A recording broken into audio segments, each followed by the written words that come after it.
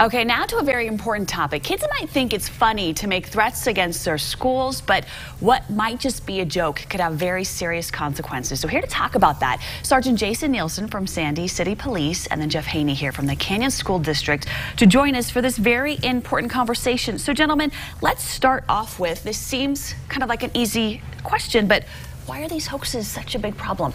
Well, you know, we deal with it all the time. In fact, we're having to deal with it today. We found some graffiti at a school over the weekend, and while we don't think the threat is credible, you know, we're going to always err on the side of caution. We think in this case, there was a middle schooler who thought it would be funny to write something that could be construed as a threat on the wall in the hallway, and, you know, it's just a giant waste of our resources, and it creates a sense of unease in the community. Schools are safe places to be, and yet we're constantly hearing about these so-called threats at schools, and we're just hoping that we can send the message very clearly that hoaxes are not funny, and they could face serious repercussions if they're caught doing so. So Sergeant, let's now move over to you. We've got the one we're dealing with today. This happens more than maybe we might realize. It really does. We have SROs, the school resource officers, who are in each of our schools in Sandy. They're dealing with these types of things constantly, almost on a weekly basis. So as far as it goes, a lot of it doesn't actually hit the media as far as these threats that come out.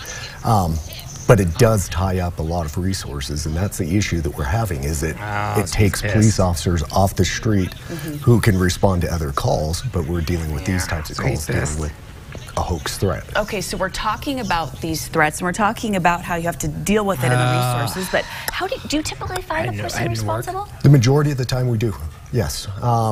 The good news is a lot of parents do report these types of things, so we're able to get on it pretty quickly, and that's actually how we're able to find these people. Now let's talk, Jeff, about how people can report it, because if you see something, you hear something, you want to hear about it. We do, and the beauty of having teachers, administrators, counselors, school resource officers at the school is that students always have somebody to go to.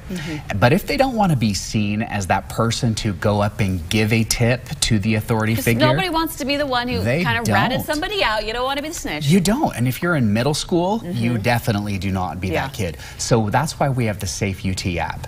And it's that anonymous text and tip line that students can use from their phones, and they can send us immediate information. If they see something, we want them to say something. So if any kid worries about having to go to a teacher and saying, hey, I saw this, they can just pick up their phone, push the app, and send us the information. It goes to us, and it goes to the school resource officer. And it's completely anonymous, and no one will ever know you're the one.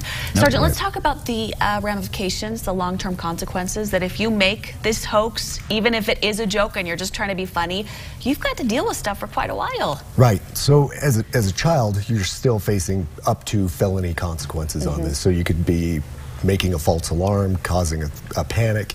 There's a lot of things that could happen, and this is one thing that is so easily preventable.